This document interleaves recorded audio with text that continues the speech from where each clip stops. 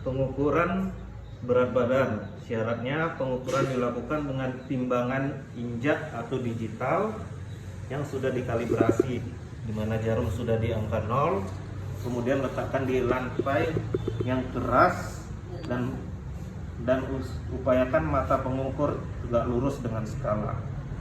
Oke. Nah, pasien berdiri tegak dengan memakai pakaian seminimal mungkin, tidak membawa beban atau benda apapun, dan membuka alas kaki. Kemudian pasien naik ke atas timbangan. Oke, pemeriksa membaca hasilnya 61 ya. Oke. Selanjutnya pengukuran tinggi badan. Pengukuran dilakukan seharusnya dengan alat mikrotoa, namun puskesmas kami tidak menyediakan. Dilakukan alat tinggi badan, mengukur tinggi badan yang ini. Kemudian pasien naik ke alat pengukur. Oke. Ya. Oke, langsung dibaca hasilnya. 148,5. Oke, setelah itu tinggi badan dan berat badan dihitung IMT-nya dengan rumus berat badan per tinggi badan dalam meter di kuadrat. Oke, dan akan dicatat. Oke, langkah ketiga adalah pengukuran lingkar perut. Tujuannya untuk menentukan obesitas sentral ataupun ketiga, melakukan pengukuran lingkar perut dengan tujuan untuk membedakan obesitas sentral ataupun tidak. Langkah pertama, raba tulang rusuk yang paling bawah pasien, kemudian tandai dengan batas, kemudian raba lengkung tulang paha atau tulang panggul dan ditandai, kemudian tetapkan titik tengah di antara kedua titik sebelumnya. Di antara batas atas dan batas bawah, ambil di tengahnya. Kemudian lakukan pengukuran. Ya, lingkar perut dimulai dari titik tengah, kemudian secara sejajar horizontal melingkari pinggang dan perut kembali menuju ke titik tengah di awal pengukuran. Oke, hasilnya 90.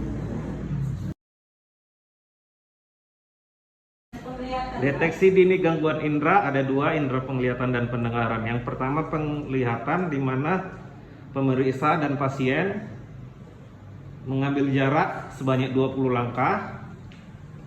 Ini kita anggap 20 langkah. Kemudian pemeriksa dan pasien saling berhadapan dan usahakan di tempat yang tidak gelap. Oke, yang diperhatikan, lakukan hitung jari. Pertama, pasien menutup satu mata yang tidak diperiksa. Kemudian pemeriksa menunjukkan angka jari dan pasien membaca. Oke.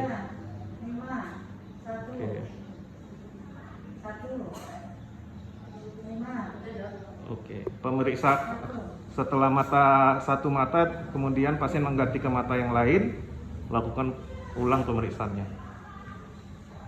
1, 5, 2, 3, 5. Oke.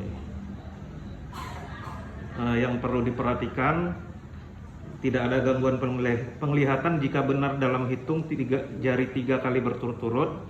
Jika dalam pemeriksaan 3 jari ada yang salah, perlu dilakukan pemeriksaan mata selanjutnya. Yang terakhir, pemeriksaan tajam pendengaran. Pastikan ruangan sunyi, pasien duduk di depan, di mana pemeriksa duduk di belakang. Untuk mata yang tidak diperiksa, ya, untuk telinga yang tidak diperiksa, pemeriksa meletakkan tangannya di bagian tragus atau bagian yang menonjol dalam telinga. Kemudian pemeriksa membisikkan beberapa kata dan pasien harus mengulang kata yang diucapkan pemeriksa. Apa lo? Rambutan. Rambutan, Lutut. lutut, Hidung. hidung. Oke. Tidak, Dan tidak. selanjutnya lanjutkan di mata yang sebaliknya. Bukan mata dong. Telinga yang sebaliknya ya. Sepatu. Sepatu, Kaki. kaki, Meja. meja, Tas. tas. Oke.